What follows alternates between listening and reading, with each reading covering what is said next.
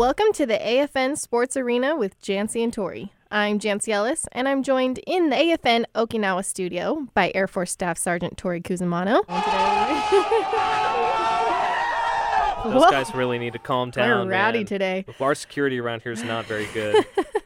And today we have a very special guest joining us remotely to bless us with his infinite local Dodea sports knowledge, the one and only Dave Ornauer of Stars and Stripes.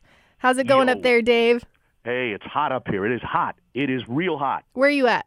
I am at Yokota as I speak, fixing to head down to Zama to see what's happening in Trojan country. I had a chance earlier this week to see Yokota's Panthers, Kinnick's Red Devils, and yesterday the bullet train ride up north to Misawa to watch the Edgren Eagles, mostly Division II teams, but one of them will be taking on a couple of the teams from Okinawa, including Kinnick. They'll be hosting Kubasaki tomorrow in the football season opener.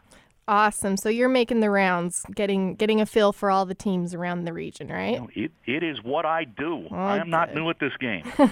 Well, we're excited to have you, and we're also excited for local football to finally make its return. And ahead of this weekend's opening games, let's preview the Kadena Panthers today, who went 6-2 last year and narrowly missed their chance at a third consecutive Far East Division I title. Are you ready for some high school football? All right. We're ready, that's Dave. the official theme right there. Something tells me some other football people have that as their official team, but I can't remember I don't know. who I've it never is. heard it before, but it fits well. Mm-hmm. What should we look for this year, Dave? Well, Kadena last year, they were rebuilding in the backfield. They had that tremendous offensive line, including those three veteran guys up front, 260, 270. I mean, these were big, big people. And, that's just the vagaries of Dodds. I mean, one year you're building in one facet of the team. Another year you're building in the other facet of the team. Well, this year, Kadena, they have an experienced backfield. They've got Cody Sago under center or in the gun. They've got Braden Frederick, the returning sophomore, just a bull of a runner. And then they've got Uriah Morris, the junior, who's going to rush for a heap of yards this year, pun very much intended. So they're very strong in the backfield. They've also have some solid receivers. So you're going to see Cody unleash that arm some. He can throw that ball. I mean, if anybody saw him pitch in baseball, the kid's got an arm. And he's a Sago, so he's an athlete. He does. They have a long tradition there at Kadena, right? Yes, they do. Far East championships in football, in softball. The Sago family is very, very, very decorated. Now the question being, who's going to be in front of them to plow the road? Well, they don't have the big people. They don't have the 250s, the 260s this year. They've got some 220s, 235s, as Sergio Mendoza invoked a term that they use in Texas. They call them lights, Lights. Not necessarily big linemen, but people who are big and quick, people who can beat opponents to the point of attack. And smart. They have to be smart. And intelligent, very much so. And you see that in the NFL a lot more these days, Dave. These offensive linemen that are a little bit undersized that can get around a little bit. They like to pull those guards, pull those tackles, and get things going towards the edge. Well, I invoke another coach of a Panthers team, Tim Pujol, at Yokota. He once told me, and my high school coach back in Long Island told me the same thing. You beat the opponent to the point of attack and you hit him just as hard, if not harder, then you've won that particular individual battle. Do that enough, if they can beat enough opponents to the point of attack, if they can open those holes, not necessarily with size but quickness, then you're going to see a lot of room for people like Morris, for Frederick, for Sago. And now you said, they lost a few key members of that interior line. Most notably, just to put in perspective how big that vacuum is, they had their first player in Kadena history sign with a D1 Power Conference school for a scholarship, right? Not just sign with a D1 Power Conference, but get a full ride. To Cal Berkeley, correct? And tell us a little bit about him. To Cal Berkeley. Now, see, it's a difficult name to spell. That's why I wanted you to say it. Siulagisipai Fui Mauno. They call Sure. him Siu Fui for short. There's got to be a lot of those in the world. Well, he was recruited last spring, and I was there when they made the signing. I mean, that was a packed house at the Information Center at Kadena High School, where he signed First time, Kadena history, for a player of that stature to get a full ride to a Division I power conference, the Pac-12. Cal Berkeley, the Golden Bears.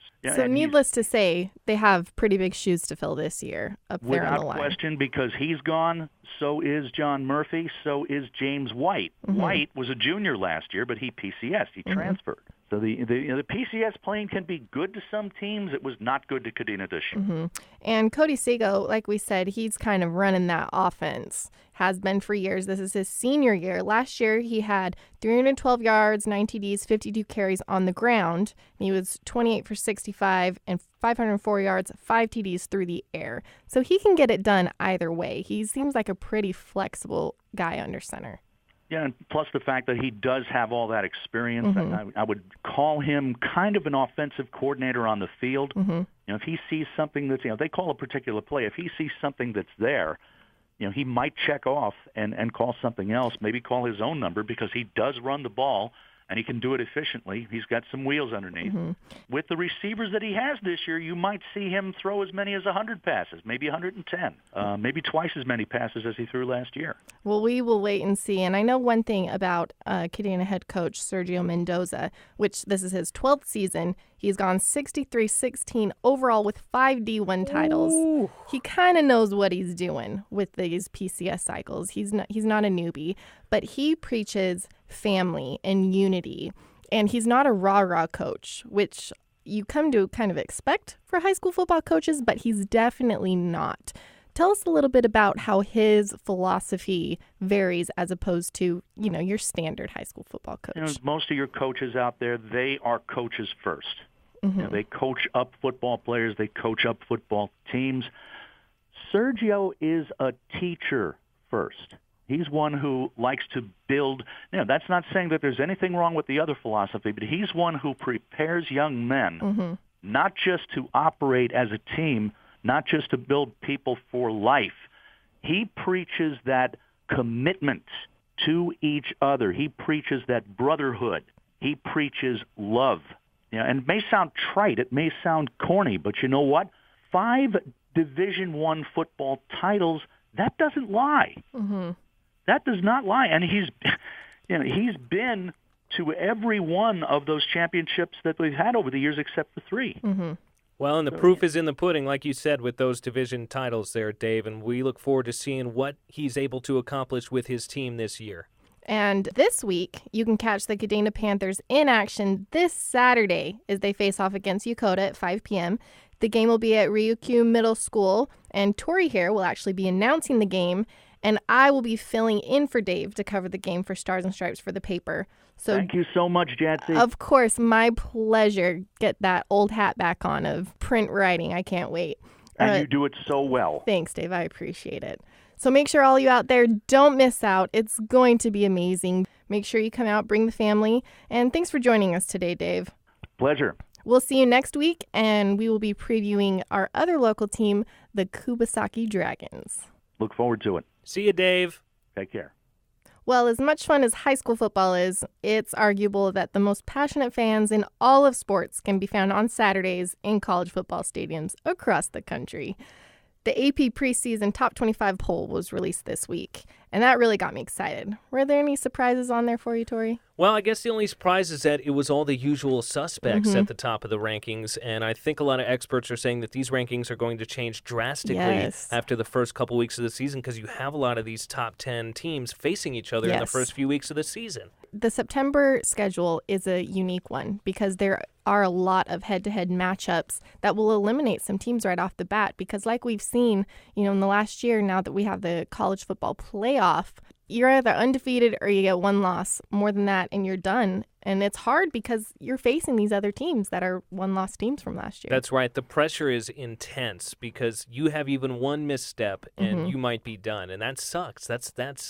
It's the unfortunate reality of the way that the college football system is set up right now. And I know there's been a push to get more teams into the playoff, maybe give some of those other teams a chance, and we'll see. But for this year anyway, it's those top 4 teams only, so you're absolutely right. 2 losses, you are done. Yep, that's all she wrote.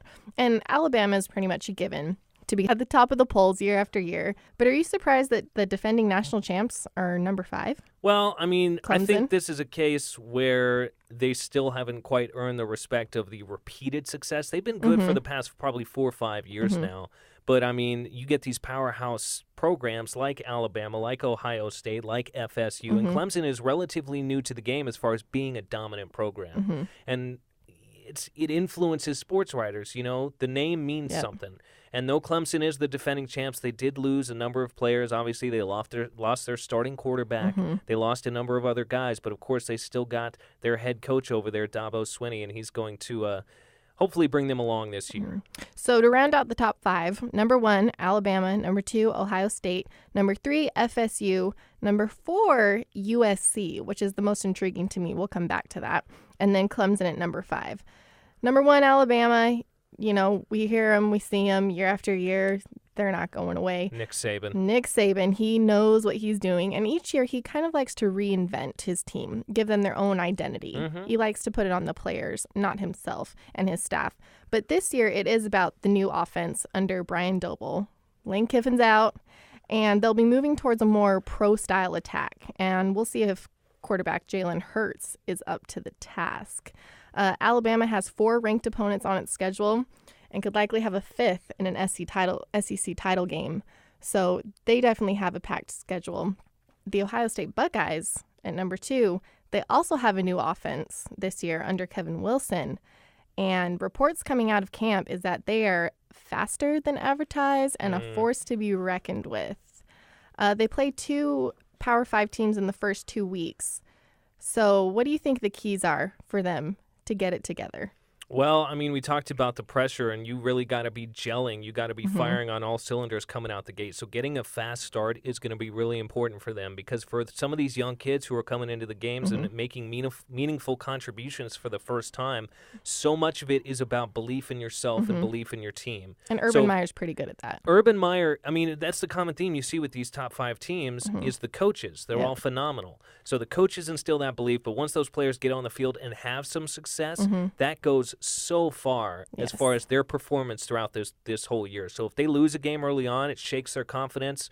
Who knows what might happen? Exactly. So we'll see what they can, if they can get it together, if they can get their offense in sync that quick. Because like we said, they do have some pretty tough games right off the bat. And then number 3, FSU. They've had some questions around their offensive line last year, and they'll have to get it together quick. That's, like we said, that's the name of the game, the theme right here. Because they're facing 3 of the best D-lines in the country in the first month. Well, I mean... Alabama, Miami, and NC State, who are very aggressive on the line. Well, they'll certainly be tested in their early going. My goodness, I mean, talk about trial by fire. Yes. We'll see if those kids can step up. I mean, so much of it comes from, you know, the coach's ability to get the best out of their players. And no player that signs to a Division I school does not have the capability to be a dominant player. It just depends on how committed they are, how well they're coached, and how much fire they have in them. So we're going to find out a lot about FSU over the first few weeks. I'm excited for that. And then USC.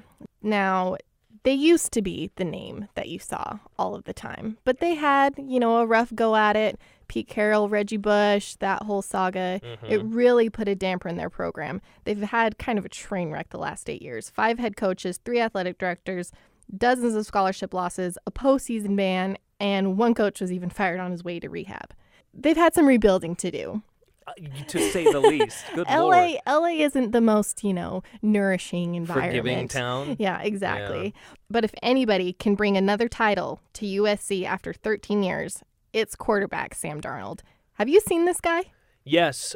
Sadly, being a fan of the Colorado Buffaloes, I got to look at USC firsthand, and they sort of came very late in the season, came out of nowhere last year because Colorado and Washington were both ranked pretty well above them, and it ended up being USC that was probably the class of the Pac-12.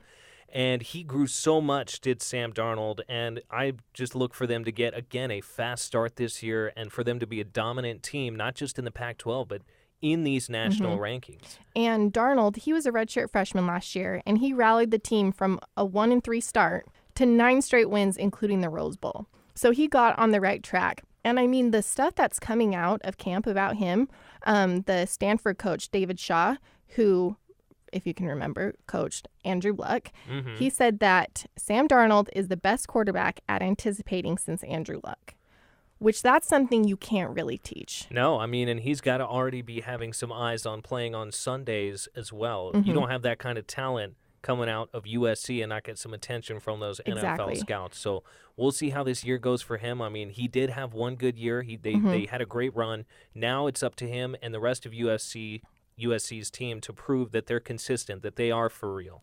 Like you said, attention from the scouts, but that's not the only kind of attention that quarterbacks in Hollywood get. Mm-hmm. It is very easy, and we've seen it time after time, that the celebrity of it all gets wrapped up. And these high-profile college players, they can slip into dangerous area because they are celebrities. And they're brought in, with the best nightclubs and invited to all the sporting events. It's part of the recruiting. Exactly. And as sad as that is, I mean, it does play a big part. Mm-hmm. But something about Sam Darnold is that he's a local kid. He's a local California kid. His dad is a plumber, drives the same truck since before he was born. His mom's a PE teacher at his old middle school, and he's quiet. He said, a lot of reporters, they get bored with him because they don't get much out of him. Mm-hmm. But that is what you want in a quarterback. This is why we love Especially sports. In Hollywood. Yeah, especially in Hollywood.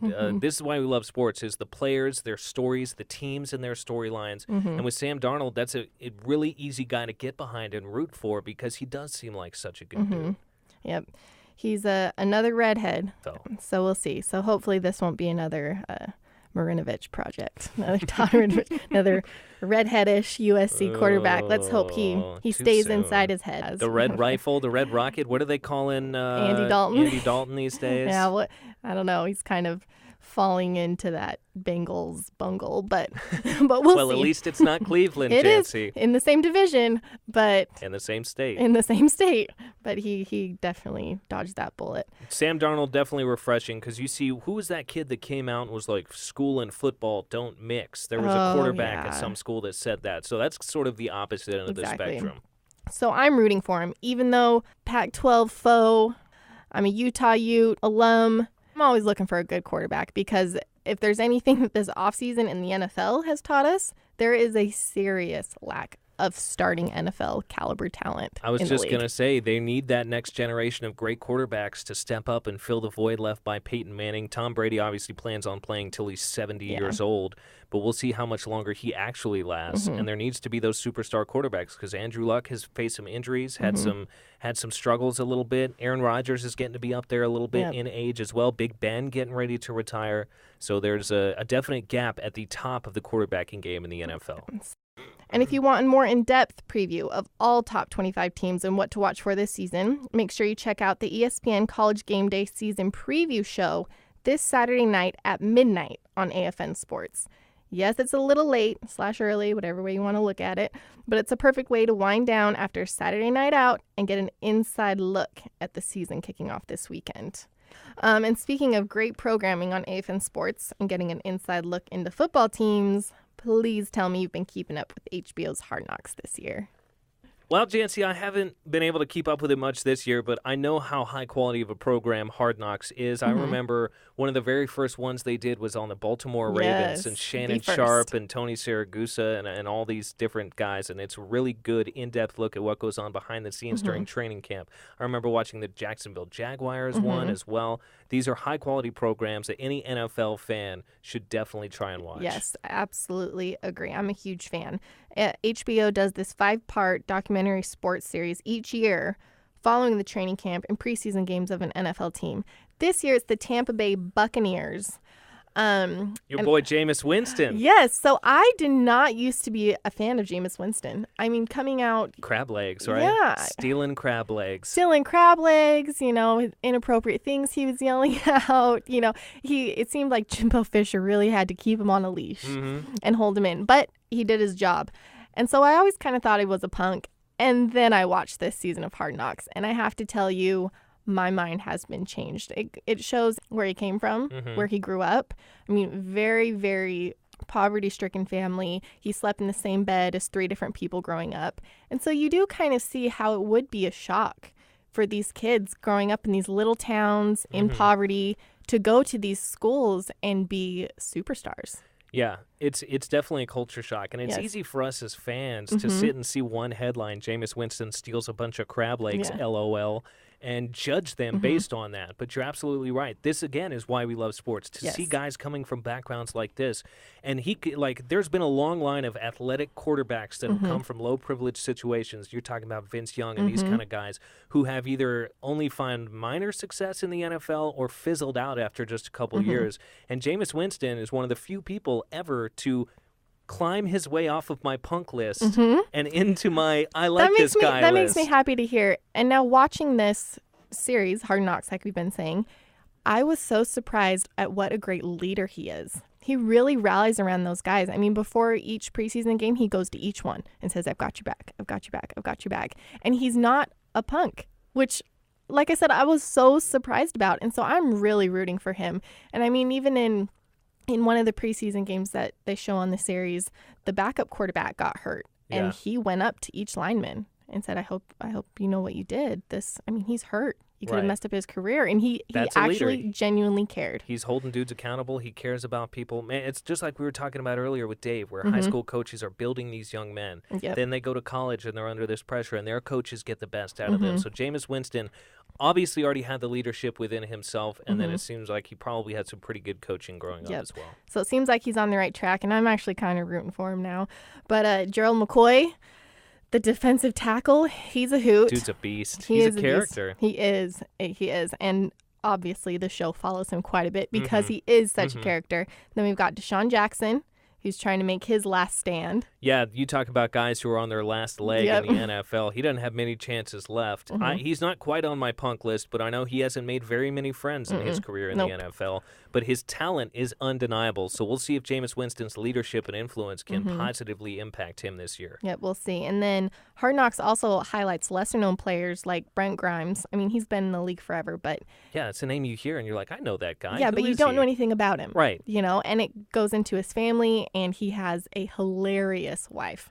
So please, if you want some great entertainment, just watch this show. And then Riley Bullough, he's my husband's favorite of the season. He's a undrafted rookie, free agent linebacker. Cool. And he has the long hair. They call him Joe Dirt.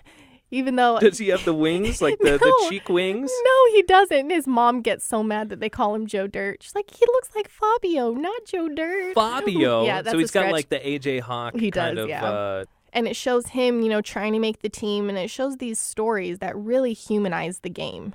So you can catch Hard Knocks on Thursday nights at 8 p.m. local time on AFN Sports, except for the final episode on September 7th will be at 9 p.m. And as always, you can find your complete TV schedule at myafn.net. It's that time of the year where the schedule is packed, so there's never a shortage of exciting things to watch. We got a pretty exciting one coming up this weekend, We Jancy. do. We can't leave you without mentioning one last time the headline-grabbing fight between Floyd Money Mayweather and Conor McGregor this weekend. You can catch it for free on AFN Sports beginning at 10 a.m. this Sunday, August 27th. Jancy, I think we're going to see a very calm, fair, non-trash talk infused fight. Said no one ever. Wait, what? Come on, guys. Fella can hope, right? Do you know where you're going to watch it? I'm going to watch it on AFN. I don't know the exact location quite yet, but definitely this is a type of thing that begs to be viewed in a group setting. Yes, and we know that Havana's on Torrey will be hosting a viewing party, and just stay on Facebook. I'm sure plenty of places will be viewing it. Banyan Tree Club on Kadena Air Base also hosting viewing parties. I know MCCS also planning them around the island. So just check out your local base's website or those morale websites to see where the nearest location to you will be. Well, there you go. It's going to be an exciting week. That's going to wrap up today's show in the AFN Sports Arena. Thanks for joining us. We hope you'll hit subscribe, and we'll see you back next week. Have a great weekend, and don't forget, you have to look good to play good.